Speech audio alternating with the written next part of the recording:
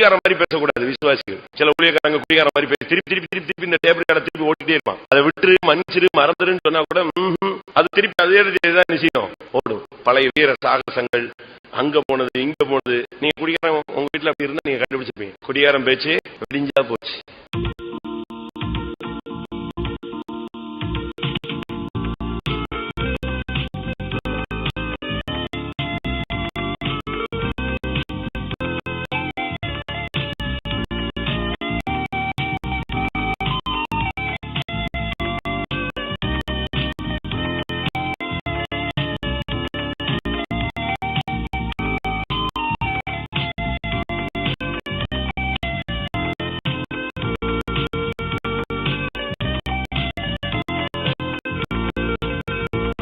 எங்க பெருமை பாராட்டுறோமோ அங்கு தேவன் நமக்கு எதிர்த்து நிற்கிறார். பாபேலுடைய விழுகைக்கு காரணம் அங்கிருந்து தானே பெருமைதான். அவங்க ஒரு முடிவு எடுத்தாங்க, நமக்கு ஒரு பேர் உண்டாக பண்ணுவோம் என்று அவர்கள் சொல்லிக் கொண்டார்கள். இன்றைக்கு நமக்குள்ள எவ்வளவு பெருமை இருக்குன்னு பாருங்க. நமக்கு பேர் உண்டாகிறதுக்கு இந்த மார்க்கத்தில் நம்ம வரல. நமக்கு பேர் உண்டாக நாம் இந்த ஊழியத்தையும் செய்கிறது இல்லை. அதனாலதான் நம்முடைய கன்வென்ஷன் நோட்டீஸ்கள் எல்லாம் நீங்க பாத்தீங்கன்னா பேரே நிச்சய மாட்டோம், போடவே மாட்டோம், யாருன்னு சொல்லவும் மாட்டாங்க. திடீர்னு பார்த்தா ஏதோ ஒரு பாஸ்டர் எழுப்பி பிரசங்கம் பண்ணுவார். நம்முடைய இதுல பேர் புகழ் கிடையாது. அது நம்முடைய பரலோகத்துக்கு நம்மை அழைத்து செல்லவும் முடியாது. அதனால தேவனுடைய பிள்ளைகள் இந்த நாட்கள்ல நம்முடைய வாழ்க்கையில பாபேல் கோபுரத்தை கட்டி எழுப்பக்கூடாது. பாபேல் என்று சொன்னால் அதுக்கு பல அர்த்தங்கள் உண்டு. ஒன்று தாறுமாறுன்னு அர்த்தம், இரண்டாவது குழப்பம்னு அர்த்தம், மூன்றாவது பெருமையின் சிகரம்னு அர்த்தம், நான்காவது நாகரிகத்தின் தொட்டில் என்று அர்த்தம். இப்படி பல விளக்கங்கள் இருக்கு. ஏன்னா முதலாவது தாறுமாறு. அந்த இடத்துல கர்த்தர் அந்த வேலையை அவரே செய்தார். அவர்கள் தாறுமாறாக்குவோம் என்றுதான் கர்த்தர் கிரியை செய்தார். 7ஆம் வசனம், நாம் இறங்கி போய் ஒருவர் பேசுவதை மற்றொருவர் அறியாதபடிக்கு அங்கே அவர்கள் பாஷையை தாறுமாறாக்குவோம் என்றார். முதலாவது அந்த பாபிலோன் என்று சொன்னால், பாபேல் என்று சொன்னால் தாறுமாறுன்னு ஒரு அர்த்தம். தாறுமாறுனா ஒரு ஒழுக்கமே கிடையாது. இப்ப நீங்க ஓட்டப்பந்தயத்தில் ஓடினா ஒவ்வொருத்தருக்கும் ஒரு ட்ராக் இருக்கும். அந்த ட்ராக்ல தான் ஓடணும். கார் டிரைவிங் நீங்க பண்ணீங்கன்னா கார்ல நீங்க நம்ம நார்மலா போனா கூட ஒவ்வொரு இதுக்கும் நமக்கு ஒரு ட்ராக் இருக்கு. அந்த ட்ராக்ல போற வரைக்கும் பிரச்சனையே இல்லை.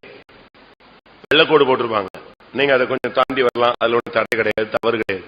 ஆனா எல்லோ லைன் போட்டு அது தாண்ட அது டெட் லைன், அதை நம்ம தாண்டக்கூடாது. இப்படி ஒவ்வொரு இடத்துலையும் ஒவ்வொரு ரூல்ஸ் இருக்கு. அதுபோல நாம தாறுமாறா போயிட்டோம்னு சொன்னா நாமே நம்முடைய அழிவை ஏற்படுத்திக் கொள்வோம். இப்படித்தான் வாழணும் அப்படின்னு வசனம் சொல்லுது. இப்படித்தான் இருக்கணும்னு ஆவியானவர் பேசுறார். இப்படித்தான் இருக்கணும்னு வேதம் அழகாக சுட்டி காட்டுகிறார். தாறுமாறா போனா எப்படி இருக்கும்? நண்டுகள் எல்லாம் ஓட்டப்பந்தயம் வச்சுதான் 1 2 3 சொன்ன உடனே ஒண்ணுமே முன்னால போல, எல்லாம் எப்படி போச்சு? எல்லாம் எப்படி போகும்? நண்டு எப்படி விடும்? சிக்ஸாக் தான் அதனுடைய போக்கு. இப்படித்தான் போகும், இல்லைன்னா இப்படித்தான் போகும். நீங்க போய் பாருங்க கடற்கரையில். அப்படி நம்முடைய ஓட்டப்பந்தயத்தில் நம்ம போக முடியாது. தாறுமாறாய் ஓடுனா நம்முடைய இலக்கை நாம் தொட முடியாது. நம்முடைய பாஷை தாறுமாறா இருக்கக்கூடாது, நம்முடைய ஆவி தாறுமாறா இருக்கக்கூடாது, நம்முடைய வழிகள் தாறுமாறா இருக்கக்கூடாது, நம்முடைய ஓட்டம் தாறுமாறா இருக்கக்கூடாது. இப்படி நம்ம வேதத்துல சில வார்த்தைகள் சுட்டி காட்டப்பட்டிருக்கிறது. எரேமியா 2ஆம் அதிகாரம் 23ஆம் வசனம். எரேமியா 2:23. நான் தீட்டுப்படவில்லை, நான் பாகால்களை பின்பற்றவில்லை என்று நீ எப்படி சொல்லுகிறாய்? பள்ளத்தாக்கிலே நீ நடக்கிற மார்க்கத்தை பார், நீ செய்ததை உணர்ந்து கொள். தாறுமாறாய் ஓடுகிற வேகமான பெண் ஒட்டகம் நீ. தாறுமாறாய் ஓடுகிற வேகமான பெண் ஒட்டகம் நீ. நீ ஒண்ணுமே செய்யல, தப்பே பண்ணல, அப்படி இப்படின்னு சொல்ற. நீ நடக்கிற மார்க்கத்தை நீயே பார், நீ செய்கிறதை நீயே உணர்ந்து கொள். உங்க அம்மா உனக்கு சொல்ல வேண்டாம், அப்பா உனக்கு சொல்ல வேண்டாம், அண்ணன் உனக்கு சொல்ல வேண்டாம், தம்பி உனக்கு சொல்ல வேண்டாம், ஒரு போதகன் உனக்கு சொல்ல வேண்டாம். நீ செய்யறதெல்லாம் சரியான்னு பாரு. நீ செய்வதை நீயே உணர்ந்து கொள். நான் தீட்டுப்படவில்லை என்று நீ சொல்லுகிறாய், நீ நடக்கிற மார்க்கத்தை பார். நீ தாறுமாறாய் வேகமாய் ஓடுகிற பெண் ஒட்டகம் நீ. தாறுமாறா ஓட என்ன பிரயோஜனம்? நான் ஒரு சின்ன வீடியோ கிளிப்பிங் பார்த்தேன். கேரளா பார்க்கும்போது ஒரு பையன் காட்டினாச்சுமா, நாய்களுக்கு ஓட்டப்பந்தயம் வச்சிருக்கு. பயங்கரமான ரேஸ், பயங்கர பெரிய கிரவுண்ட்ல ஓடுது. 5 நாய் ஓடிச்சு, சரியான ஸ்பீட்ல ஓடுது. உண்மை நடந்தது. வேகமா ஓடிக்கிட்டு இருக்கும்போது ஒண்ணு வந்து குப்பர் விழுந்துருச்சு. அதுக்கு பேலன்ஸ் பண்ண முடியல. 4 இது போயிடுச்சு. இது விழுந்து ஊருண்டு எந்திரிச்சு பார்த்தா 4 நாய் எங்க போயிடுச்சு? அதான் இந்த சைட்ல ஓடிக்கிட்டு இருந்தது, இது கீழே விழுந்துச்சு, அது அப்படி இப்படி வந்துருச்சு. இது என்ன பண்ணிச்சு தெரியுமா? தரன் இப்படி வந்து முன்னால வந்துருச்சு. ஃபர்ஸ்ட் ரவுண்டு இது இங்க விழுந்துருச்சு. விழுந்து இனிமே என்ன செய்யணும்? பின்னால ஓடி வரணும். அது பாத்தீங்கன்னா அப்படி கிரவுண்டுக்கு நடுவில் வந்து வேகமா இந்த நாய்களை பார்த்தோன்னே சர்ன்னு கிராஸ் ஆகி வந்து இப்ப ஃபர்ஸ்ட்ல இருந்து ஓட ஆரம்பிச்சிருச்சு அதுங்களை முந்தி. இப்படி நம்ம ஓடணும்னா பரிசு கிடைக்காது. அதனால்தான் சொல்லி இருக்கிறது, நீ தாறுமாறாய் ஓடுகிற வேகமான பெண் ஓட்டம். ஒரு லிமிட், ஒரு சரியான பாதையில் போறதில்லை. இந்த மார்க்கம் வந்து ராஜபாதை. ஏசாயால சொல்லி இருக்கிறது, இது ஒரு ராஜபாதை. இந்த பாதையை விட்டு நீ இஷ்டத்துக்கு போக முடியாது. ராஜான்னா ராஜபாதையில தான் வருவா. ஹைவே இதுலதான் நீ வரணும். இதுல நீ வராம நீ பாதை மாதிரி நீ போகவே கூடாது. தாறுமாறாய் ஓடக்கூடிய ஒரு நிலவரம் இருந்தால் கர்த்தர் அதை தடுத்து நிறுத்துவார். அடுத்து நீதிமொழிகள் 23:33. அவனுடைய உள்ளம் தாறுமாறாய் பேசும். உன் உள்ளம் தாறுமாறானவைகளை பேசும். உன் உள்ளம் தாறுமாறானவைகளை பேசும். அது வந்து குடியாரனுடைய பேச்சை குறித்து நீதிமொழிகளில் சொல்லப்பட்டிருக்கிறது. உன் உள்ளம் தாறுமாறானவைகளை பேசும். உன்னுடைய உள்ளம் வந்து தெய்வீகமானதை பேசணும். உன்னுடைய உள்ளத்துக்குள்ள தாறுமாறா எதையாவது யோசிச்சுட்டே இருக்கக்கூடாது. புருஷனை பத்தி, மனைவியை பத்தி, பிள்ளைகளை பத்தி, குடும்பத்தை பத்தி, வேலையை பத்தி, பக்கத்து வீட்டுக்காரனை பத்தி, அதை பத்தி, இதை பத்தி எப்படியோ ஒரு தாறுமாறான சம்பந்தம் இல்லாதவைகளெல்லாம் சிந்திச்சு நீ குழம்பிக்கிட்டே இருக்கக்கூடாது. அது இந்த சாராயம் குடிச்சவங்க பாத்தீங்கன்னா டக்குன்னு அவனுக்கு யாரெல்லாம் முன்னால அடிச்சானோ அதெல்லாம் ஞாபகத்துல வந்துடும். யாரெல்லாம் ஆப்போசிட் ஆயிட்டானோ அதெல்லாம் ஞாபகத்துக்கு வந்துடும். யாரெல்லாம் செத்து போயிட்டானோ அதெல்லாம் நினைச்சு ஆள ஆரம்பிச்சிருவான். பாத்தீங்களா, அவங்க அம்மா செத்தானுக்கு அழமாட்டான், கல்லு மாதிரி நின்றுட்டு இருப்பான். ஆனா ஒரு 4 நாள் கழிச்சு குடிச்சிட்டான்னா உடனே எங்க வந்துடும்? எங்க அம்மா இறந்துட்டாங்கன்னு உட்காந்து அழுவான். சண்டை போடும் போது அமைதியா இருப்பான். அவர் 4 நாள் கழிச்சு குடிச்சிட்டான்னா இவன் வீரன் ஆயிடுவான். அந்த தாறுமாறா பழசுலாம் அவனுக்குள்ள வரும். நம்ம ஆளுங்க கூட பாருங்க, ஒவ்வொரு ராபோஜனத்திலையும் நம்ம எவ்வளவோ மன்னிப்பு கேட்டு சொல்றோம், எல்லாம் பண்றோம். ஒரு சின்ன இன்சிடென்ட் வந்துச்சுன்னா போதும், உடனே பழைய ஹிஸ்டரியில நினைஞ்சிடறான், எடுத்துறான், லாங் கவர்மெண்ட் எடுத்துருவோம். உடனே பழைய ஸ்டோரி தான் எடுக்கும். வீட்டுல இப்ப பிரச்சனைன்னு வச்சுக்கோங்களேன், உடனே கல்யாணம் கட்டின அன்னைக்கு கல்யாணத்தை சண்டை நடந்தது சொல்லுவான். எத்தனை வருஷம் கழிச்சு? 4 வருஷம் 7 வருஷம் கழிச்சு. நான் எம்ஜிஆர் நகர்ல சென்னையில இருக்கும்போது ஒரு சகோதரனுடைய ஃபேமிலியில பிரச்சனை. இந்த சைடால் தான் அவர் வந்து கடைசியில பிள்ளைங்க எல்லாம் கல்யாணம் கட்டி காலேஜ் படிச்சுட்டு இருக்கு. இவங்க அப்பா அன்னைக்கு தரேன்னு சொன்ன காசை தரல, இன்னைக்கு வரைக்கும் தரல. அந்த ஆள் எப்போ, எத்தனை வருஷம் கழிச்சு? 20 வருஷம் கழிச்சு இவன் மைண்ட்ல அந்த அப்பா மாமனார் வந்து கல்யாணம் அன்னைக்கு தரேன்னு சொன்ன காசை கொடுக்கலையா? எப்படி ஒரு மைண்ட் இருக்கு பாருங்க, மென்டாலிட்டி. இன்னும் 1000 வரைக்கும் அதான் சொல்ல போறாரு. நம்முடைய நிலவரம் என்ன? தாறுமாறானவர்களை குடிகார மாதிரி பேசக்கூடாது. விசுவாசிகள் சில ஊழியக்காரங்க குடிகார மாதிரி பேசி திருப்பி திருப்பி திருப்பி திருப்பி இந்த டேபிள் கடை திருப்பி ஓட்டிட்டே இருப்பான். அதை விட்டு மன்னிச்சிரு மறந்துன்னு சொன்னா கூட அது திருப்பி அதேதான் விஷயம் ஓடும். பழைய வீர சாகசங்கள், அங்க போனது இங்க போனது. நீங்க குடிகாரம் உங்க வீட்டுல அப்படி இருந்தா நீங்க கண்டுபிடிச்சிருப்பீங்க. குடிகாரம் பேச்சு வெடிஞ்சா போச்சு. நைட்டு தான் பயங்கரமா சத்தியம் பண்ணுவான், காலையில பார்த்தா எல்லாமே மறந்துடும். அவன் திருப்பியும் பழைய லெவலுக்கு நினைச்சிருவான், போயிட்டே இருப்பான். இது ஒரு விசுவாசி என்கிட்ட வந்து சொன்னான்.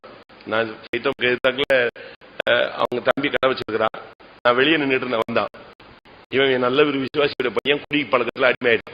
அவன் சொல்றான், காலையில இருந்து குடிக்கக்கூடாது குடிக்கக்கூடாது குடிக்கக்கூடாது குடிக்கக்கூடாது, நைட் 10 மணி வரைக்கும் கரெக்டா இருப்பேன். கரெக்டா 10:30 ஆச்சுன்னா கடையை முன்னோடனே என்ன வந்துடும், இந்த ஆவி உள்ள வந்துடும், போய் குடிச்சுவான். இது ஒரு ஸ்பிரிட். இப்ப நம்ம ஆளுங்க அவன் குடிச்சுதான் பேசுறான், நம்மளால குடிக்காம எப்படி பேசுறான்? அது என்ன? குடிக்காமலே வீட்டுல போட்டு பேசிக்கிட்டே வாய் வலிக்காது. ஆணும் சரி பெண்ணும் சரி ஒருத்தருக்கு ஒருத்தருக்கு இதுல ரொம்ப ஈக்குவல், சம அந்தஸ்துல தான் இருக்காங்க. நம்ம அப்படி மாறக்கூடாது. உன்னுடைய உள்ளம் தாறுமாறானவைகளை பேசக்கூடாது. உன்னுடைய ஓட்டம் தாறுமாறாய் மாறக்கூடாது. நீதிமொழிகள் 14:2. நீதிமொழிகள் 14:2. உன்னுடைய நிதானமாய் நடக்கிறவன் கர்த்தருக்கு பயப்படுகிறான், தன் வழிகளில் தாறுமாறானவனோ அவரை அலட்சியம் பண்ணுகிறான். தன் வழிகளில் தாறுமாறு. உன்னுடைய பாதையில தாறுமாறா நீ போகக்கூடாது. நீ இஷ்டத்துக்கு ஓட்டுவேன்னு சொன்னா அடிச்சு நாய் அடிச்சு மாதிரி அடிச்சு போட்டு போயிடுவான். ரோட்ல போயிட்டு நான் இப்படித்தான் ஓட்டுவேன் அப்படித்தான் ஓட்டுவேன் அப்படின்னு சொல்ல முடியாது.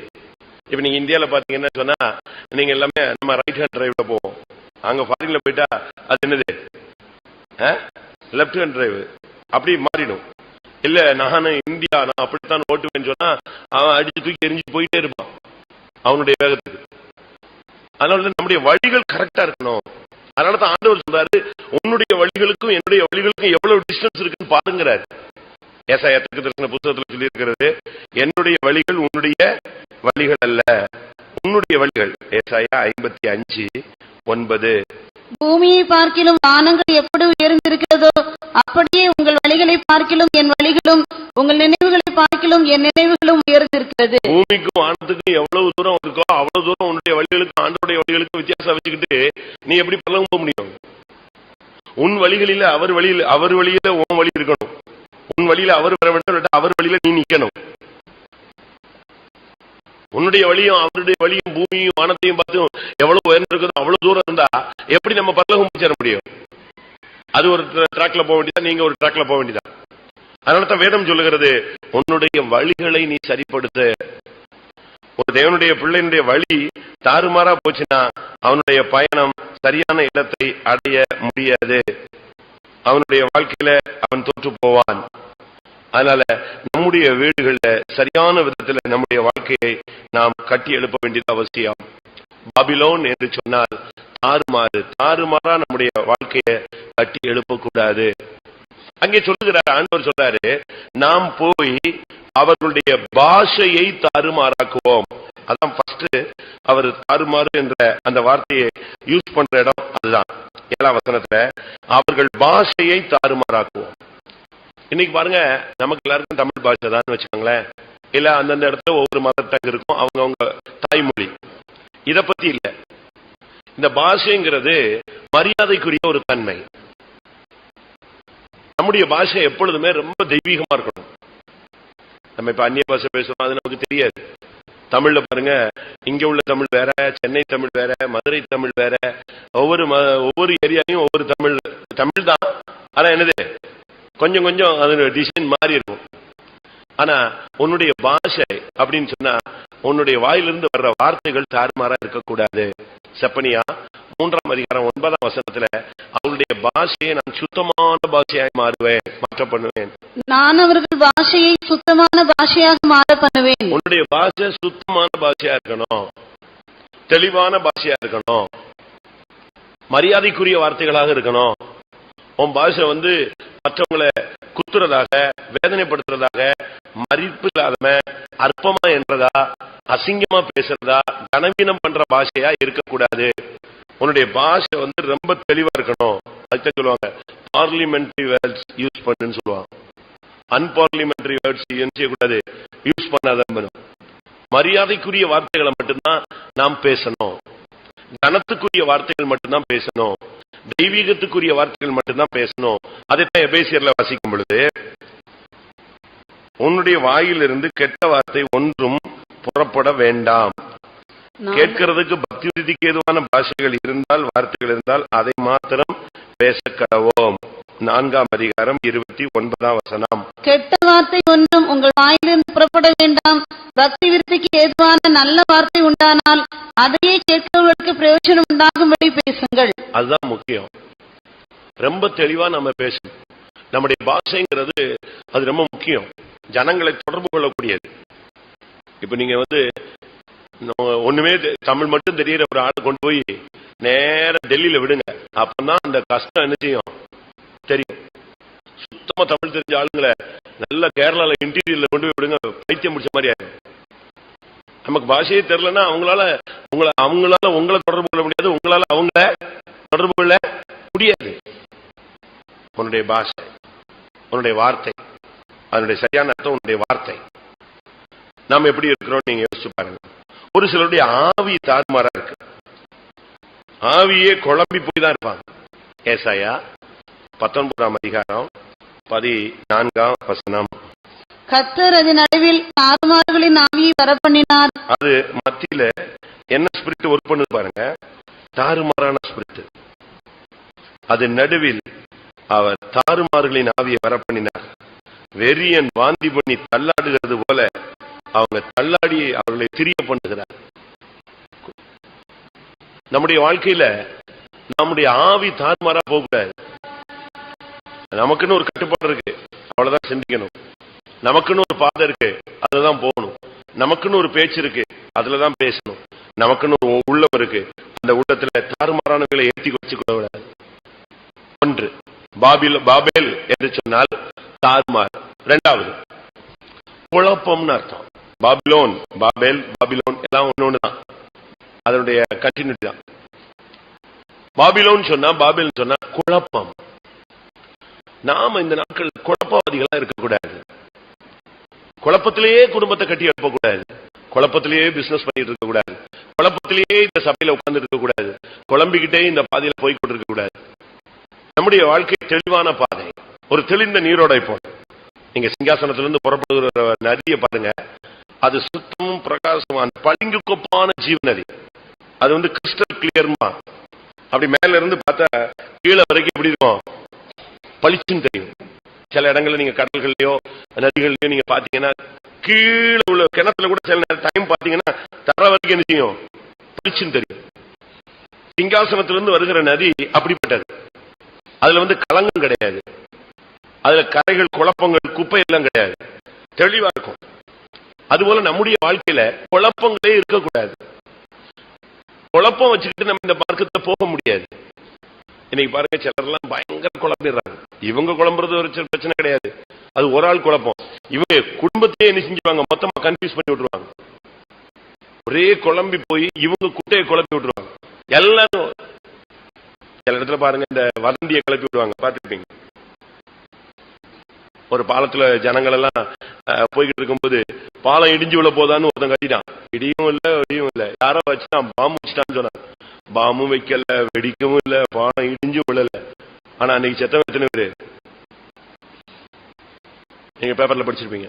ஆயிரக்கணக்கான ஜனங்கள் பாலத்துல அங்கேயும் இங்கேயும் ஓடி, இல்லைனாலும் ஒரு சின்ன குழப்பத்தை உண்டு பண்ணி விடுவான்.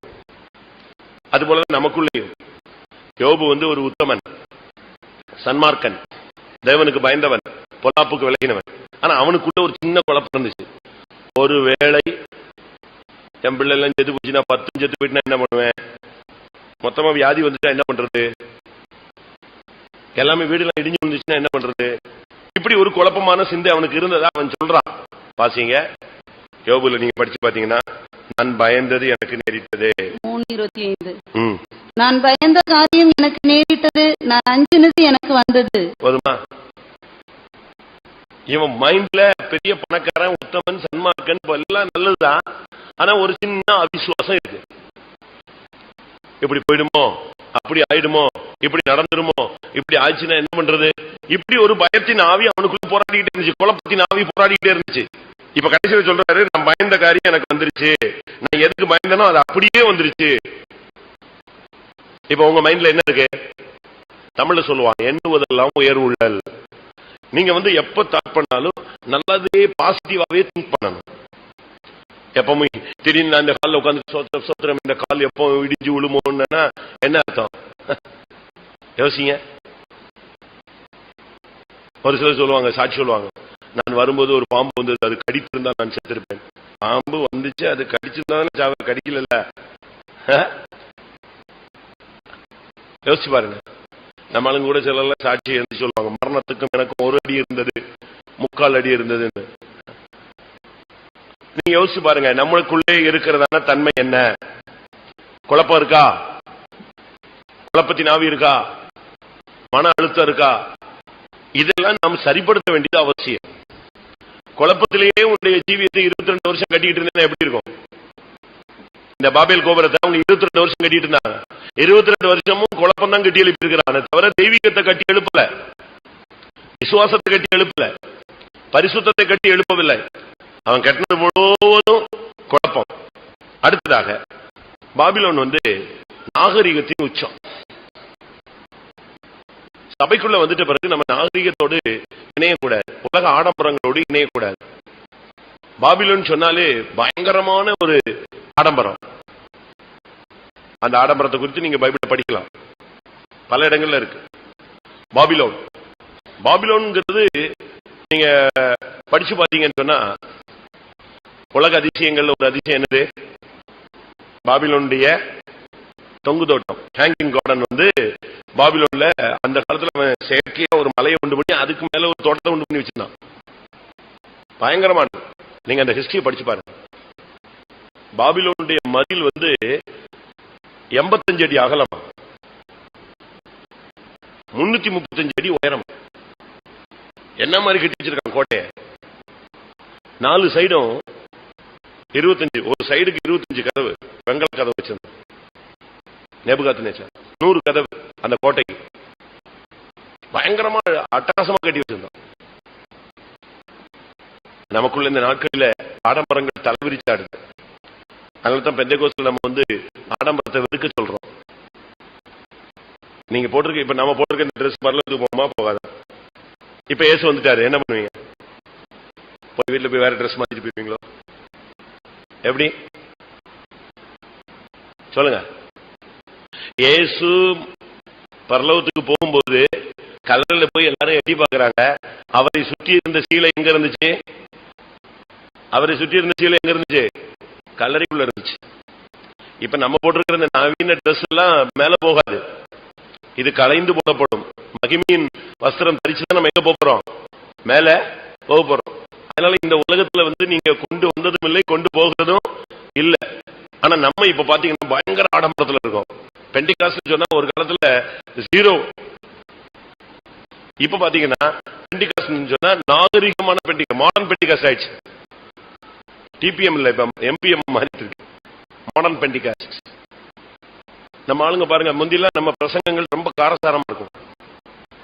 நம்முடைய வீடுகள்ல பவுடரே பார்க்க முடியாது. உண்மைதானே? ஃபெய்த்தமுள்ள கன்னியாதிகளையே பார்க்க முடியாது. உண்மைதானே? உண்மைதானே? உண்மையா இல்லையா? இப்ப பாருங்க, எல்லாருக்கும் கண்ணாடி இருக்கு, தனித்தனி கண்ணாடி இருக்கு, எல்லாருக்கும் என்ன இருக்கு? வீடுகள்ல அட்டகாசமான பவுடர் இருக்கு,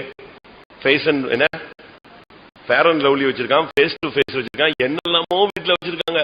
இன்னும் தேவைப்பட்ட அவங்க பாக்கெட்லயே கொண்டு வராங்க. சர்ச்சுக்குள்ள வரும்போது கூட அப்படி அட்டகாசமா அப்படி வச்சுக்கிறாங்க. ஏன்னா இது கேட் வாக் ஏரியா மாதிரி தான் அவங்க வர்றாங்க. சர்ச் மாதிரி வரல, ஃபேஷன் வேர்ல்ட்ல உள்ள வந்த மாதிரி தான் வர்றோம். உண்மையா? முந்திலாம் அப்படி கிடையாது. நம்முடைய விசுவாசிகள் வீடுகளில் இதெல்லாம் பார்க்கவே முடியாது. இப்ப அப்படி கிடையாது, நல்லா பார்க்கலாம்.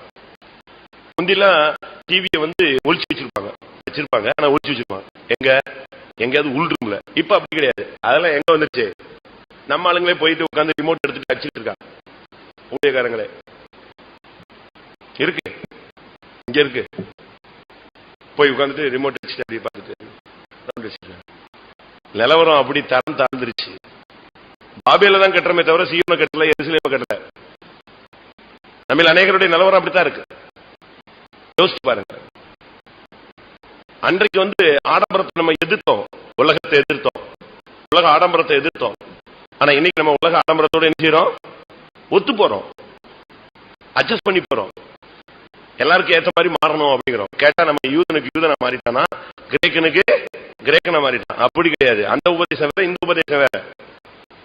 அதுக்காக உலகத்துக்கு ஒருத்தவனாய் ஒருவனை நீ மாறணும் இல்ல, காம்ப்ரமைஸ் பண்ணலாம். ஆனா பாவத்தோடு காம்ப்ரமைஸ் பண்ணக்கூடாது. காம்ப்ரமைஸ் பண்ணலாம், ஒரு பாவியோடு நீ காம்ப்ரமைஸ் பண்ணலாம், ஆனா பாவத்தோடு நீ கூடாது, காம்ப்ரமைஸ் பண்ண கூடாது. உலகத்தில் உள்ள மனுஷனோடு நீ காம்ப்ரமைஸ் பண்ணலாம், ஆனா உலகத்தோடு நீ காம்ப்ரமைஸ் பண்ணக்கூடாது. நல்லா நீங்க சத்தியத்தை புரிஞ்சுக்கணும். பாபிலோன் ஆடம்பரம். வேதம் வெளிப்படுத்தல் நீங்க ஒரு வசனம் வாசிச்சு பாருங்க, அவளை பத்தி என்ன சொல்லி இருக்குன்னு பாருங்க. வெளிப்படுத்தல் 17:5. மேலும் ரகசியம், மகா பாபிலோன் வேசிகளுக்கும் பூமியிலுள்ள அருவருப்புகளுக்கும் தாய் என்று நாமம். வேசிகளின் தாய், அருவருப்புகளின் தாய். ஆடம்பரம் அருவருப்புன்னு தான் பைபிள் சொல்லுது. கர்த்தர் இதெல்லாம் விரும்பல. அவருக்கு அழகும் இல்லை, சௌந்தரியம் இல்லை. அவரை பார்க்க விரும்பத்தக்க ரூபம் அவருக்கு இல்லாதிருந்தது. அவரை நோக்கி பார்த்த பொழுது அவருடைய முகம் அந்த கீழ் அடைந்தது. நொறுக்கப்பட்டு பிக்கப்பட்டு சிலுவையில தொங்கிதான் ஜீவனை கொடுத்து இந்த புதிதும் ஜீவனமான மார்க்கத்தை அவர் உண்டு பண்ணினார். நம்முடைய மாம்சமாகிய திரையை, சரீரத்தை கிழித்தார். அதனால இந்த மார்க்கத்துல, இந்த உலகத்துல நமக்கு ஆடம்பரங்கள் தேவையில்லை. கண்களின் இச்சை, மாம்சத்தின் இச்சை, ஜீவனத்தின் பெருமை, இவைகள் பிதாவினால் உண்டானவைகள் அல்ல. வேதம் அழகா சொல்லுகிறது, இவைகள் உலகத்தினால் உண்டானவைகள். வாசிங்க அந்த வசனம். 1 யோவான் 2:16. ஏனெனில் மாம்சத்தின் இச்சையும் கண்களின் இச்சையும் ஜீவனத்தின் பெருமையும் ஆகிய உலகத்தில் உள்ளவைகள் எல்லாம் பிதாவினால் உண்டானவைகள் அல்ல, அவைகள் உலகத்தினால் உண்டானவைகள். அவைகள் எல்லாம் உலகத்தினால் உண்டானவைகள். அதனால்தான் உலகத்திலும் உலகத்தில் உள்ளவைகளிலும் என்ன செய்யாதுங்கள், அன்பு கூறாதிருங்கள். உலகமும் அதன் ஆசையையும் ஒளிந்து போன்னு முன்னால பின்னால் உள்ள வசனம் அழகா அதை சுட்டி காட்டுது. அதனால நமக்கு இந்த நாட்கள்ல தாறுமாறுகள்னு போயிட்டு குழப்பத்துக்குள்ள சிக்கி நாகரீகத்துல போய் நீங்க மாட்டிக்கொள்ள கூடாது. அது வேசிகளின் தன்மை. வேசிகள் தான் நீதிமொழிகளை சொல்லியிருக்கு அவங்க என்னென்ன மாதிரி ட்ரெஸ் பண்ணுவாங்கன்னு. அது நான் இப்ப அந்த சப்ஜெக்ட்ல போக விரும்பல. வேசின்னு சொன்னா அவனை கண்டுபிடிச்சிடலாமா, ட்ரெஸ்ஸிங்கே கண்டுபிடிச்சிடலாம் அப்படின்னு பைபிள் சொல்லுது. நீதிமொழிகள் நீங்க படிச்சு பாத்தீங்கன்னா, வேசியின் ஆடை ஆபரணம் தரித்த ஒரு பெண்ணை கண்டேன். நீதிமொழிகள் 5ஆம் அதிகாரமா. அந்த ஆடை ஆபரணமே அவங்க ட்ரெஸ்ஸே அவங்களுடைய புத்தியை காட்டிரும் தான் அதனுடைய சரியான அர்த்தம். 7ஆம் அதிகாரமா 7:10. அப்பொழுது இதோ வேசியின் ஆடை ஆபரணம் தரித்த தந்திர மனமுள்ள ஒரு ஸ்திரீ அவனுக்கு. வேசியின் ஆடை ஆபரணம் தரித்த, அவங்க பார்த்த உடனே இவங்க யாரு அப்படிங்கறத கண்டுபிடிக்கிறதுக்கு அவங்களுடைய ட்ரெஸ், அவங்களுடைய ஆபரணங்களை வச்சு கண்டுபிடிச்சிடலாம். அப்ப நம்ம எப்படி இருக்கணும், அதுக்கு மாறான உடையும் ஆபரணமும் நமக்கு இருக்கணும். நம்முடைய வாழ்க்கை ரொம்ப கவனமா இருக்க வேண்டிய ஒரு காலம். அதனால பாபிலோன் நமக்குள்ள கட்டி எழுப்பப்படக்கூடாது. நாகரிகத்துக்குள்ள நீங்க சிக்கிக் கொள்ளக்கூடாது. அப்படி நாகரிகத்துக்குள்ள தேவனுடைய பிள்ளைகள் போகும் பொழுது வெளிப்படுத்தல் 18:4 வாதை, துக்கம், பஞ்சம், நியாய தீர்ப்பு நமக்கு உண்டாகிறது. பின்பு வேறொரு சத்தம் வானத்திலிருந்து உண்டாக கேட்டேன். அது, என் ஜனங்களே, நீங்கள் அவளுடைய பாவங்களுக்கு உடன்படாமலும் அவளுக்கு நேரிடும் வாதைகளில் அகப்படாமலும் இருக்கும்படிக்கு அவளை விட்டு வெளியே வாருங்கள். பாத்தீங்களா, அவளுக்கு நேரிடும். அங்க சொல்லி இருக்கிறது, என் ஜனங்களே, நீங்கள் அவளுடைய பாவத்துக்கு உடன்படாதிருங்கள், அவளை விட்டு நீங்கள் வெளியே வாருங்கள், இல்லாவிட்டால் அவள் வாதைகளை நீங்க அகப்பட வேண்டியிருக்கும். வாதை, துக்கம், பஞ்சம் இதெல்லாம் பின்னால இருக்கு. அதனுடைய தொடர் பாதிப்புகள் நீங்க வேதத்துல நீங்க பார்க்கலாம். அடுத்து இந்த பாபிலோன்ங்கிறது பேய்களுடைய குடியிருப்பு. வெளிப்படுத்தல் 18:2. அவன் பலத்த சத்தமிட்டு, மகா பாபிலோன் விழுந்தது, அது பேய்களுடைய குடியிருப்பும் சகலவித அசுத்த ஆவிகளுடைய காவல் வீடும் அசுத்தமும் அருவருப்பும் உள்ள சகலவித பறவைகளுடைய கூடும் ஆயிற்று. பாபிலோன் இப்படிப்பட்ட இடம் பாருங்க. நம்முடைய வீட பேய் வீடு மாதிரி கட்டிட்டு இருக்க கூடாது. சில வீடுகள்ல யாராவது ஒருத்தன் செத்து போயிருப்பான், அது பிறகு அந்த வீட்டுக்கிட்ட யாருமே செய்ய மாட்டாங்க, போக மாட்டாங்க. நாங்க தூத்துக்குடியில வாடகைக்கு இருந்த வீட்டுல ஒரு 4 வீடு தள்ளி ஒரு வீடு இருக்கு. அப்படி பகல்ல அந்த வீட்டுக்கிட்ட எல்லாரும் வாழ்ந்துட்டு இருப்போம். ஆனா இருட்டிருச்சு, ஒருத்தன் அந்த வீட்டுக்கிட்ட செய்ய மாட்டான், நிக்கவே மாட்டான். கடைக்கு நைட்ல யாராவது போக சொல்லிட்டாங்கன்னா அந்த வீட்டை தாண்டி போகணும்னா இங்க இருந்து ஒரு ஓட்டம் பிடிச்சான்னா அந்த வீட்டை தாண்ட பிறகு ஸ்லோவாகும். திருப்பி கடையில இருந்து வரும்போது கரெக்டா அந்த வீட்டுக்கிட்ட வரும்போது ஸ்பீட் எடுத்துருவான், ஓடும். அப்படி ஒரு பயத்தின் ஒரு ஆவி. நம்முடைய வீடு பேய்களுடைய வீடா மாறக்கூடாது, அசுத்த ஆவிகளுடைய காவல் வீடாய் மாறக்கூடாது, அருவருப்புள்ள சகலவித பறவைகளுடைய கூடுமாய் மாறக்கூடாது. யோசிச்சு பாருங்க, நம்ம வீடு எப்படி இருக்கு. நீங்க பாபிலோனை கட்டிட்டு வரீங்களா, எதை கட்டிட்டு வரீங்கன்னு யோசிச்சு பாருங்க. அடுத்து இந்த பாபிலோன் என்று சொன்னால் ஒரு தேவனுடைய பிள்ளையினுடைய வாழ்க்கையை பாழாக்குகிற வல்லமை. அதனால சொல்லி இருக்கிறது, பாபிலோனே பாழாய் போகிறவளே அப்படின்னு இருக்கு. 137ஆம் சங்கீதம் 8ஆம் வசனம். பாபிலோன் குமாரத்தியே பாழாய் போகிறவளே. எப்படி இருக்கும்? அழகான பேர் சொல்லிட்டு பாபிலோன் குமாரத்தியே அப்படின்னு சொல்லிட்டு டக்குன்னு அடுத்த வார்த்தை என்னது? பாழாய் போகிறவளே. நம்முடைய ஜீவியம் பாழாய் போக கூடாது. 22 வருஷம் கட்டி எழுப்புனாங்க. ஆண்டவர் இறங்கி வந்தார். பாழாய் போகிற வாழ்க்கையை பார்க்க வந்தார். நமக்குள்ள என்ன ஜீவியத்தை கட்டி எழுப்பிட்டு இருக்கோம் யோசிச்சு பாருங்க. அடுத்து அதே வசனம் திருப்பி வாசிங்க. அதுக்கு எதுக்காக அந்த வார்த்தை சொன்னாரு? பாபிலோன் குமாரத்தியே, பாழாய் போகிறவளே, நீ எங்களுக்கு செய்தபடி உனக்கு பதில் செய்கிறவன் பாக்கியவான். இல்ல, உன் குழந்தைகளை பிடித்து கல்லின் மேல் மோதி அடிக்கிறவன் பாக்கியவான். எப்படி இருக்கும் நம்முடைய ஜீவியம்? கடைசியில கல்லில மோதி அடிக்கப்படுகிற ஒரு ஜீவியமா மாறிடக்கூடாது. ஜட்ஜ்மெண்ட்டுக்கு போய் நின்றக்கூடாது. பாஸ்டர் டிவி அவர்கள் ஒரு பிரசங்கத்துல சொன்னார், கையெடுத்து கும்பிட்டு சொன்னார், தயவு செய்து நரகத்துக்கு போயிடாதீங்க. இந்த ஊழியம் செஞ்சுட்டு இந்த ஜீவியம் செஞ்சுட்டு கடைசியில சரியில்லாம செஞ்சு நரகத்துக்கு போய் செஞ்சாங்க. நம்முடைய வாழ்க்கையில பாழாய் போகிற வாழ்க்கை இருக்கக்கூடாது. பேய்களுடைய குடியிருப்பாய் நம்முடைய வாழ்க்கை மாறக்கூடாது. அசுத்தாவிகளுடைய வீடாக மாறக்கூடாது. தாறுமாறாய் போகக்கூடாது. குழப்பமாய் மாறக்கூடாது. உலக ஆடம்பரங்களுடைய நாகரிக தொட்டிலாக நாம் மாறக்கூடாது. அப்படி நாம் போனோம்னு சொன்னா நம்முடைய வாழ்க்கை கெட்டு போயிடும். அடுத்து பெருமை. தானியேலின் புத்தகம் 4ஆம் அதிகாரம் 30ஆம் வசனம். தானியேல் 4:30. இது என் வல்லமையின் பராக்கிரமத்தினால் என் மகிமை பிரதாபத்துக்கென்று ராஜ்யத்துக்கு அரண்மனையாக நான் கட்டின மகா பாபிலோன் அல்லவா என்று சொன்னான். நான் கட்டின மகா பாபிலோன். பயங்கரமான ஒரு வார்த்தை. ஆனா இந்த வார்த்தையை சொல்லி முடிச்ச உடனே அவனை மிருகமாக்கிட்டார். அந்த நான் அவன் சொல்றான், இதோ ராஜ்யத்தின் அரண்மனையாக நான் கட்டின மகா பாபிலோன் அல்லவா. அடுத்த வசனம். இந்த வார்த்தை ராஜாவின் வாயில் இருக்கும் போதே வானத்திலிருந்து ஒரு சத்தம் உண்டாகி, இந்த வார்த்தை ராஜாவின் வாயில இருக்கும் போதே அவனுக்கு ஜட்ஜ்மெண்ட் வந்தது. அவன் மிருகமாய் மாறி போனான். பாத்தீங்கன்னா பறவை மாறி மாறிட்டான், மிருகம் மாறி மாறிட்டான், நகமெல்லாம் வளர்ந்துருச்சு, அவனுடைய முடியெல்லாம் வேற மாதிரி மாறிடுச்சு, பக்கத்துல கிடக்கிற அப்படியே இறங்கிட்டான். அந்த தொங்கு தோட்டத்தை விட்டு வெளியே வந்துட்டான். வெளியே வரும்போதே மிருகம் போல மாறிட்டான். 2 கால போனவன் 4 காலா மாறியாச்சு. இப்ப கொஞ்ச நேரத்துல வைக்கோல் திங்க ஆரம்பிச்சிட்டான். மாடு மாதிரி கர்த்தர் மாத்திட்டாரு. கொஞ்ச நேரத்துல அவனுக்கு பயங்கரமான ஜட்ஜ்மெண்ட்.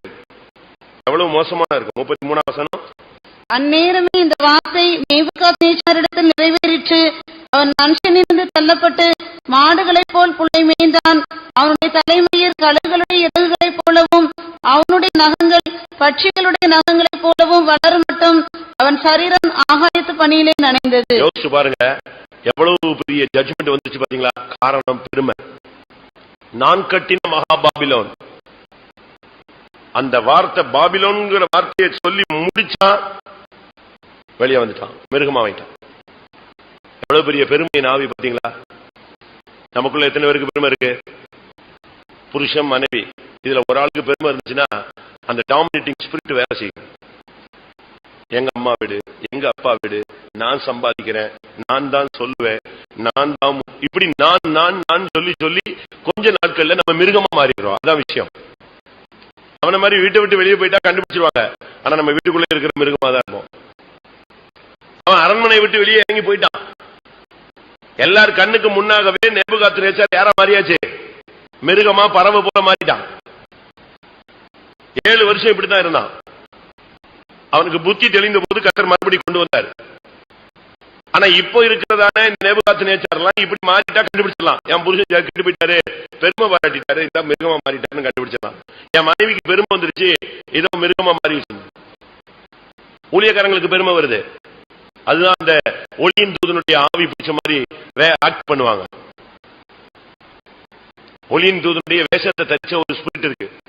அது உள்ள வரும்போது பயங்கரமா பெருமை. நான் தான் பாடினேன், நான் தான் ஜெபிச்சேன், நான் தான் அது பண்ணேன், நான் ஜெபிச்சேன், அப்படி நடந்துச்சு, இப்படி நடந்துச்சு, இப்படிதான் பேச ஆரம்பிச்சு கொஞ்ச நேரத்துல மெண்டலான எத்தனையோ ஊழியக்காரங்க இருக்காங்க, விசுவாசிகள் இருக்காங்க. மற்றவங்களை விட தன்னை கொஞ்சம் உயர்த்தி பேசினாலே ஒரு ஸ்பிரிட். நான் தூத்துக்குடியில விசுவாசியா இருக்கும்போது பாஸ்டர் அருள்தாஸ் இருந்தார். நான் உங்களுக்கு சொல்லியிருக்கேன்னு நினைக்கிறேன். அவர் பயங்கரமா பிசாசு சொல்லுவார்.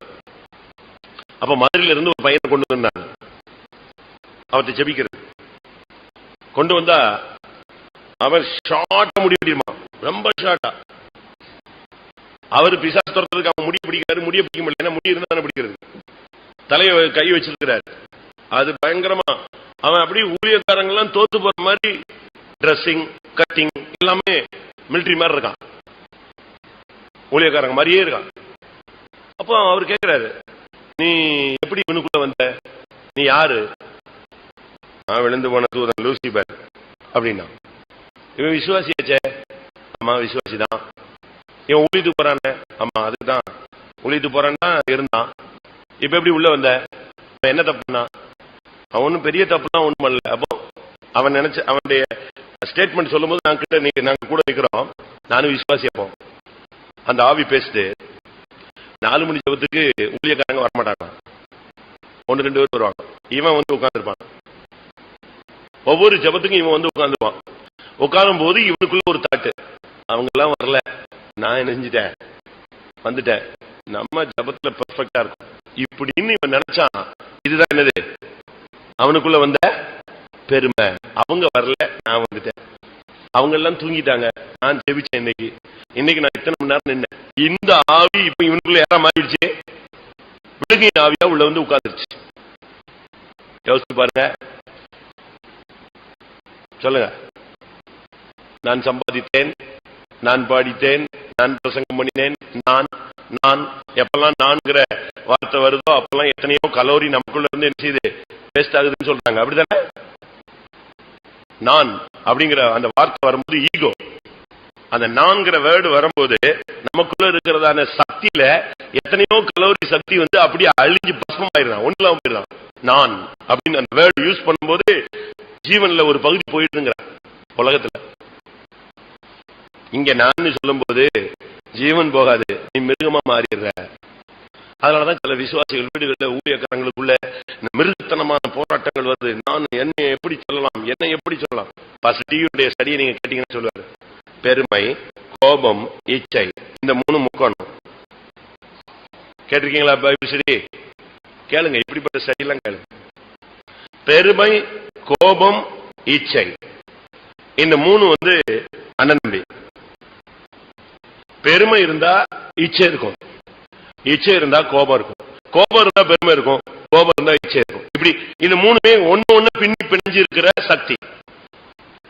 யாருக்கு பெருமை இருக்குதோ அந்த பெருமை இருக்கும்போது அவன் எல்லாத்தையும் எதிர்த்து போராடுவான், கோபம் வந்து போகும். அந்த கோபம் வரும்போது இச்சையை தீர்க்க முடியாததான் கோபம் வருது, தன்னை கட்டுப்படுத்த முடியாது, நான் நினைச்சது நடக்கலங்கிற கோபம். இந்த 3மே சேர்ந்துதான். அதுக்கு வசனங்கள் ஆதாரபூர்வமா அவர் பேசுறாரு.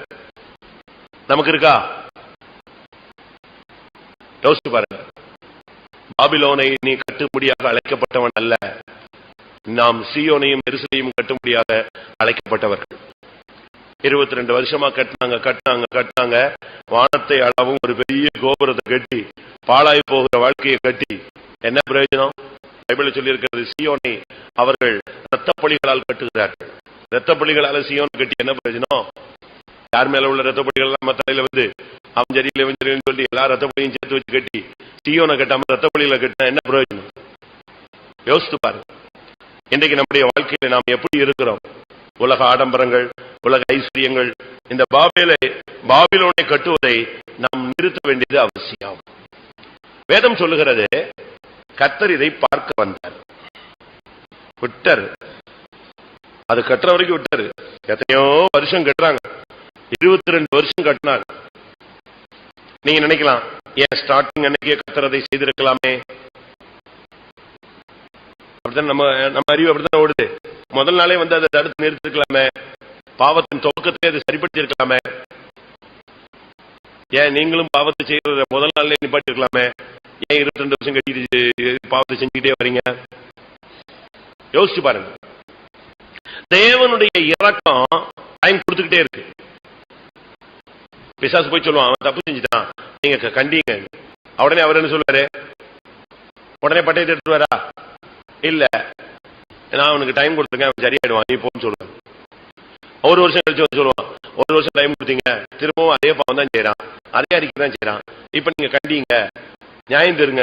அப்பமா அவர் என்ன சொல்லுவாரு, என் ரத்தத்தை அவனை சிந்தி இருக்கிறேன், அவனுக்கு ஒரு டைம் கொடுத்துருக்கேன், என்னுடைய அனாதி தீர்மானத்துல நான் அவனை சந்திக்க டைம் வச்சிருக்கேன். இப்படியே போராடி போராடி போராடிதான் 22 வருஷம் கடந்து வந்தது. இதே போலதான் நமக்கும் எனக்கும் உங்களுக்கும் டைம் கொடுத்து கர்த்தர் நினைச்சாரு, டைம் கொடுத்துட்டே வராது. இன்னும் எவ்வளவு நாள் கொடுப்பாருன்னு தெரியாது. ஆனா ஒரு நாள் தன்னுடைய கருக்குள்ள பட்டயத்தை நினைச்சுவாரு, தன்னுடைய பட்டயத்தை கருக்காக்குவார், இருபுறம் கருக்குள்ள பட்டயத்தை கருக்காக்குவார். அன்னைக்குதான் ஜட்ஜ்மெண்ட். ஆதியாகமம் 11ஆம் அதிகாரத்துல இந்த இடத்துல பிதா, குமாரன், பரிசுத்த ஆவி தன்னை வெளிப்படுத்துகிறதை பார்க்கலாம். வாசியுங்கள் 6ஆம் வசனம். அப்பொழுது கர்த்தர், இதோ ஜனங்கள் ஒரே கூட்டமாய் இருக்கிறார்கள், அவர்கள் அனைவருக்கும் ஒரே பாஷையும் இருக்கிறது, அவர்கள் இதை செய்ய தொடங்கினார்கள், இப்பொழுதும் தாங்கள் செய்ய நினைத்தது ஒன்றும் தடைபட மாட்டாது என்று இருக்கிறார்கள். நாம் இறங்கி போய் நாம் இறங்கி போய் தாறுமாறாக்குவோம். இந்த இடத்துல யார் வரா? திருத்துவ தேவனுடைய செயல் வெளிப்படுகிறது. பிதா, குமாரன், பரிசுத்த ஆவி 3 பேரும் ஒருமித்து இறங்கி ஜனங்கள் கட்டுகிற இந்த கோபுரத்தை பார்க்க உள்ள வந்தார். பார்க்கும்படியாகத்தான் வந்தது. வந்த இடத்துலதான் அதை தாறுமாறாய் மாற்றினார். நம்முடைய ஜீவியத்தை கர்த்தர் பார்க்கிற ஒரு காலம் உண்டு. காணாதது போல இருந்துகிட்டே இருப்பார், கேளாதது போல இருந்துகிட்டே இருப்பார், மௌனமாவே இருப்பார். நம்ம என்ன நினைச்சுக்கிறோம், அவர் காண மாட்டார். சங்கீதத்தில் இருக்கு, நீ ஒரு காலத்தில் இதெல்லாம் செய்தாய், செய்து கொண்டிருக்கும் போது நான் மௌனமாக இருந்தேன். சங்கீதம் 50:21. இவைகளை நீ செய்யும் போது நான் மௌனமாய் இருந்தேன், உன்னை போல் நானும் இருப்பேன் என்று நினைவு கொண்டாய், ஆனாலும் நான் உன்னை கடிந்து கொண்டு அவைகளை உன் கண்களுக்கு முன்பாக ஒவ்வொன்றாக நிறுத்துவேன். சில காரியங்களை செய்யும் போது கர்த்தர் அமைதியா இருக்கிறார்.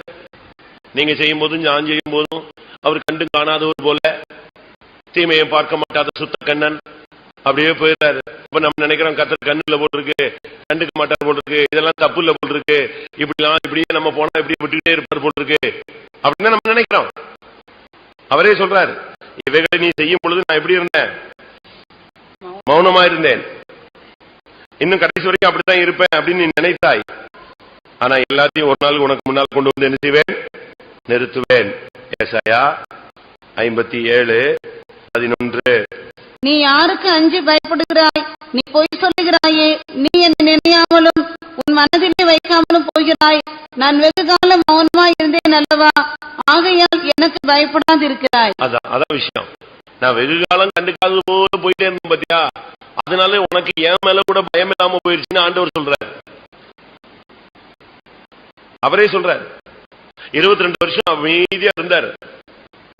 சரி கட்டிடுவான், விட்டுருவான், போயிடுவான், ஒதுங்கி போயிடுவான்னு பார்த்தா விட்ட மாட்டேங்கிறான். மறுபடியும் கட்டி கட்டி கட்டி கட்டி கட்டி எங்க வந்துட்டான், வானத்துக்கு போயிடணும் முடிவு பண்றான். எவ்வளவு நேரம் தான் கர்த்தர் உனக்கு டைம் கொடுப்பாரு? எல்லாத்துக்கும் ஒரு நேரம் உண்டு. அந்த டைம் வரும்போது கர்த்தர் பட்டயத்தை நிப்பாட்டுவார். அந்த லெவலுக்கு நம்ம போகக்கூடாது. நமக்கு கிடைத்த இந்த நாளில் ஆகிலும் நம்முடைய சமாதானத்துக்கு ஏற்றவைகளை அறிந்தோமானால் நலமாய் இருக்கும். என்ன நடந்தது? கர்த்தர் இறங்கி வந்து ஒரு குழப்பத்தை உண்டு பண்ணார் பாருங்க. அவர்கள் அதை கட்டுவதை விட்டுவிட்டார்கள். வாசிங்க. 22 வருஷம் கட்டினதை அப்படியே பிரேக் அடிச்சு விட்டான். 8. அப்படியே கர்த்தர் அவர்களை அவ்விடத்திலிருந்து பூமியின் மீதெங்கும் சிதறி போக பண்ணினார். அப்பொழுது நகரம் கட்டுகிறதை விட்டுவிட்டார்கள். ஆண்டவர் உள்ள வந்த போது ஒரு பெரிய குழப்பம். அந்த ஆவிகள் எல்லாம் ஒன்னா இருந்து செய்யணும், அப்படி செய்யணும், இப்படி செய்யணும், அப்படி பண்ணணும், இப்படி பண்ணணும், இது போட்ட பிளான் அவ்வளத்தையும் கர்த்தர் உடைச்சார். தாறுமாறான வாழ்க்கையை உடைச்சார், குழப்பமான வாழ்க்கையை உடைச்சார், நாகரிகமான வாழ்க்கையை உடைச்சார், பாழாய் போன வாழ்க்கையை உடைச்சார், பெருமையின் ஆவியை உடைச்சார், பேசிகளின் குடியிருப்பு உடைச்சார், அருவருப்புகளுக்கு தாயை உடைத்தார், பேய்களுடைய குடியிருப்பை உடைச்சார். கர்த்தர் உள்ள வந்த உடனே ஒரே குழப்பாயிடுச்சு. அவ்வளவுதான். அதோட அந்த ஆவிகள் எல்லாம் விலகிடுச்சு. எல்லாம் அவன் வேலையை பார்த்து போயிட்டான். பாபிலோனை கட்டுவதை என்ன செய்தார்கள்? விட்டு விட்டார்கள். அதான் நம்முடைய சப்ஜெக்ட். பாபிலோனை கட்டுறத அப்படியே விட்டு, நீ சீயோனை கட்டு, நீ எருசலேமை கட்டு, நீ பரலோகத்தை கட்டு. தெய்வீகமான ஆவிக்குரிய அனுபவம், விசுவாசத்தை கட்டி எழுப்புங்க. உங்களுடைய பிரதிஷ்டையை கட்டி எழுப்புங்க. உங்களுடைய தீர்மானங்களை கட்டி எழுப்புங்க. ஒருமித்து சமாதானத்தை கட்டி எழுப்புங்க. அதை விட்டுட்டு பாபிலோனை கட்டாதீங்க. ஒருவேளை இதுவரை நீங்கள் அறிந்தோ அறியாமலோ, நாம் அறிந்தோ அறியாமலோ பாபிலோன் என்ற வாழ்க்கையை நாம் கட்டி எழுப்பிக் கொண்டிருந்தோமானால் இன்றைக்கு அதை முடிவுக்கு கொண்டு வரணும். அவர்கள் அதை கட்டுவதை அப்படியே விட்டு விட்டார்கள். எல்லாரும் கண்களை மூடுவோம். இன்னைக்கு நம்ம பாபிலோன் கட்டுறதை நீ பார்க்கலாம். இன்றைய மெசேஜ் அதுதான். உன்னுடைய பாபிலோன் கோபுரத்தை நீ நிறுத்து. பாழாய் போகிற வாழ்க்கையை நிறுத்து. ஜட்ஜ்மெண்ட் வாழ்க்கையை நிறுத்து. அடிபட்டு சாகிற வாழ்க்கையை நிறுத்து. நியாய தீர்ப்பின் வாழ்க்கையை நிறுத்து. பேய்களின் குடியிருப்பை நீ கட்டும்படியாக அழைக்கப்பட்டவன் அல்ல, பரலோக ராஜ்யத்தை கட்டும்படியாக அழைக்கப்பட்டவர்கள். பவுல் சொல்லுகிறார், புத்தியுள்ள சிற்பாசாரியை போல நான் அஸ்திபாரம் போட்டேன். நீ பரலோகத்தை கட்டுறதுக்கு அஸ்திபாரம் போடு, பாபேல கட்டுறதுக்கு அஸ்திபாரம் போட்டாத. எல்லாரும் கொஞ்ச நேரம், 5 நிமிஷம் கண்களை மூடி முழங்கால் படிடுவோம். கர்த்தர் இன்னைக்கு உன்னோடு பேசி இருக்கிறார். பாபிலோனை கட்டுவதை நிறுத்து, விட்டுவிடு. 22 வருஷமா இன்ட்ரெஸ்டா நீ பாவத்தை கட்டிக்கிட்டே இருக்கிற, சாபத்தை கட்டிக்கிட்டே இருக்கிற, துன்மார்க்க வாழ்க்கையை கட்டிக்கொண்டே வருகிற, தாறுமாறாய் போற வாழ்க்கையை கட்டிக்கொண்டே இருக்கிற. இன்னும் எத்தனை வருஷம் இப்படியே தேவன் விடுவார்? இன்னைக்கு அவரே வருகிறார். பிதா, குமாரன், பரிசுத்த ஆவியானவர் இறங்கி வரும் பொழுது அவர்கள் கட்டுவதை விட்டு விட்டார்கள். உனக்குள்ள இப்பொழுது ஒரு அபிஷேகம் இறங்கி வரட்டும். இதோடு பாபேலை கட்டுவதை நீ விட்டு விடுவாய். ஆமென். அபிஷேகம், ஆவியானவர், இயேசு, பிதா உனக்குள்ள இறங்கி வராட்ட நீ பாபேலை கட்டுவதை விட மாட்டாய். திரும்ப திரும்ப திரும்ப திரும்ப நீ பாபேலை தான் கட்டிக்கிட்டே இருப்ப. பிதா, குமாரன், பரிசுத்த ஆவி உள்ளே வந்தால் இது கட்டுவது நிறுத்தப்படும். எத்தனை பேர் விசுவாசிக்கிறீங்க? ஆமென். அவர் இறங்கி வரட்டும். ஒரு 2 நிமிஷம் டைம், இல்ல 5 நிமிஷம் டைம். அவர் இறங்கி வரட்டும். வேதம் அழகாக சொல்லுகிறது, தேவன் இறங்கி வந்தார், அவர்கள் விட்டு விட்டார்கள். ஒரு அபிஷேகம் இறங்கி வந்தா உன்னுடைய வாழ்க்கையில உள்ள பாபேல் கோபுரத்தை கட்டுவதை நீ விட்டு விடுவாய். போதும், பாபேல் கோபுரத்தை கட்டி எழுப்புறது போதும்.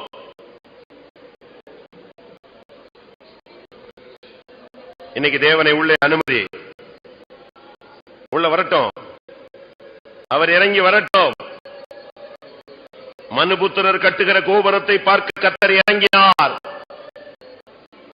அவர்கள் அதோடு பாபேல் கோபுரத்தை கட்டுவதை விட்டு விட்டார்கள். சாபமுள்ள வாழ்க்கையை கட்டாத, பேய்களின் குடியிருப்பை கட்டாத, அருவருப்புகளின் வாழ்க்கையை கட்டாத, பாழாய் போகிற வாழ்க்கையை கட்டாத, பெருமையுள்ள வாழ்வை கட்டாத, நியாய தீர்ப்புக்கு போகிற வாழ்க்கையை கட்டி எழுப்பாத, தாறுமாறாய் போகிறதை கட்டி எழுப்பாத, குழப்பத்தை கட்டி எழுப்பாத, உலக ஆடம்பரங்கள் நாகரிகத்தை கட்டி எழுப்பாத, தாறுமாறாய் ஓடாத, தாறுமாறான ஆவிகளுக்கு இடங்கூடாத, தாறுமாறாய் பாஷைகளுக்கு இடங்கூடாத, உன்னுடைய உள்ள தாறுமாறானவைகளை பேச வேண்டாம். நான் என்கிற ஆவிக்கு இடம் கொடுக்க வேண்டாம். ஆமென். ஹல்லேலூயா. ஆம். உங்களில் எத்தனை பேருக்கு இந்த பாபிலோனிய தாக்குதல் வேதவசனத்தை கேட்கும் போது எனக்குள் இருப்பதை உணர்கிறேன்னு சொல்றவங்க கைகளை வைத்து பார்க்கலாம். இந்த பாபிலோனை பத்தி, நான் பாபேலை பத்தி சொன்னதுல ஏதாவது ஒண்ணு இருந்தாலும் நீங்க ஒத்துக்கொள்ளுங்க. ஆமென். அன்றைக்கு அந்த பாபேலை பார்க்க இறங்கின கர்த்தர் இப்போ நம்முடைய வாழ்க்கையை பார்க்க இறங்கி வரட்டும். ஆவியானவர் இறங்கட்டும். ஆமென். அவர் இறங்கினாதான் நீங்க பாபேல் கட்டுவதை நிறுத்துவீங்க. அவர் இறங்கி வராட்டா நீங்க கட்டிக்கிட்டே இருப்பீங்க. ஒரு அபிஷேகம் இறங்கி வரட்டும். நமக்கு நல்ல டைம் இருக்கு.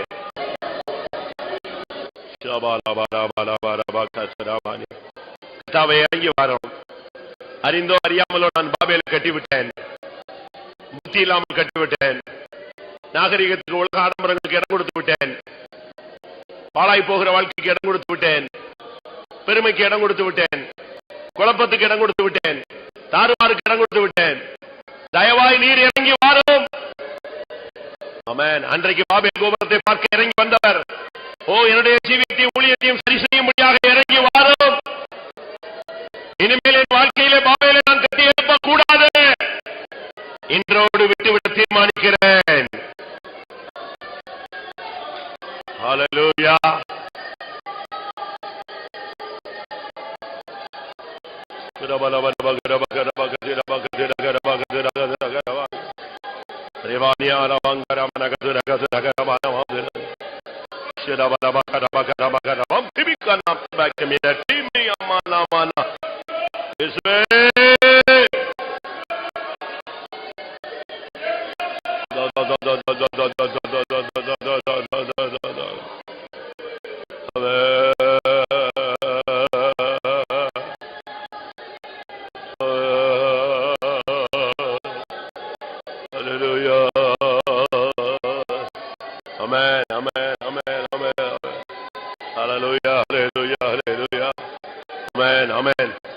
பாபேல் மாமிசத்தின் ஜீவியம். ஆமென். மாம்சத்தை நாம் கட்டி எழுப்ப கூடாது. ஹல்லேலூயா, ஹல்லேலூயா, ஹல்லேலூயா. ஆமென், ஆமென், ஆமென். ஆம், கர்த்தருக்கு சொந்தமானவர்கள், கர்த்தரால் மீட்கப்பட்டவர்கள் ஆனந்த களிப்போடு சீயோனிலே வந்து நிற்பார்கள். நித்திய மகிழ்ச்சி அவர்கள் மேல் இருக்கும் என்று சொல்லப்பட்டிருக்கிறது. ஆமென். கர்த்தருக்கு சொந்தமானவர்கள் பாபிலோனை கட்ட மாட்டார்கள், அவர்கள் சீயோனையும் எருசலேமையும் கட்டுவார்கள். ஆமென். இன்றைக்கு உன் வாழ்வில் பாபிலோன் நிறுத்தப்பட்டு விட்டது. கர்த்தர் இறங்கி இருக்கிறார், அபிஷேகம் இறங்கி இருக்கிறது, ஆவியானவர் உண்மையில் இறங்கி இருக்கிறார். இனிமேல் நீ பாபிலோனை கட்ட முடியாது. இன்றோடு நிறுத்திவிடு. ஹல்லேலூயா. கர்த்தர் உனக்கு கிருபை தருவார். பாபிலோனிய வாழ்க்கை முடிவுக்கு வரட்டும். ஹல்லேலூயா. பரிசுத்த வாழ்க்கை தொடங்கட்டும். பாபிலோன் ஊழியம் நிறுத்தப்படட்டும்.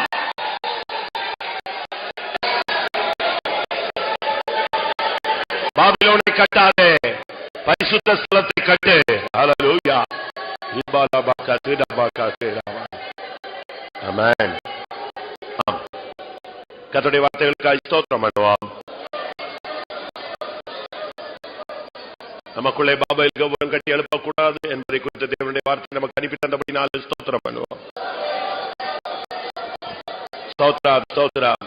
தேவன் இறங்கின பொழுது பாபேலை கட்டுவதை விட்டு விட்டார்கள். அதுபோல ஒவ்வொருடைய வாழ்க்கையிலும் தேவன் இறங்கி பாபேலின் அனுபவத்தை நிறுத்தும்படியாக ஸ்தோத்திரம் பண்ணுவோம். பாபேல் கட்டுவதை விட்டு விட்டு பரிசுத்த ஸ்தலத்தை கட்டுவதை சேர்க்க இயேசு வரப்போறபடினால் ஸ்தோத்திரம் பண்ணுவோம். அதனால எல்லாரையும் தகுதிப்படுத்தும்படியாக ஸ்தோத்திரம் பண்ணுவோம். எல்லா மகிமையும் அவருக்கே செலுத்தி ஸ்தோத்திரம் பண்ணுவோம்.